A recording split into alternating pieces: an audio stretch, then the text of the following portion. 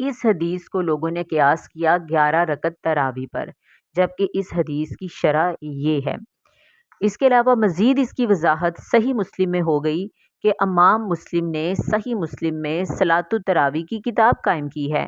ساری کتاب میں امام مسلم یہ حدیث صلاۃ التراویح کے ضمن میں لائے ہی نہیں ہے۔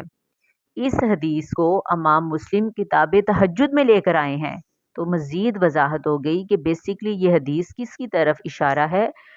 صلاۃ التہجد، تہجد کی طرف اشارہ ہے، اور لوگوں نے اسے صلاۃ التراویح کی طرف قیاس کیا۔ اسی طرح امام بخاری خود بھی اس حدیث کو کتاب التہجد میں لے کر آئے ہیں، اور باب نمبر 16 ہے، حدیث نمبر 1147 ہے، جس میں امام بخاری اسی حدیث کو کتاب تہجد میں لے کر آئے ہیں۔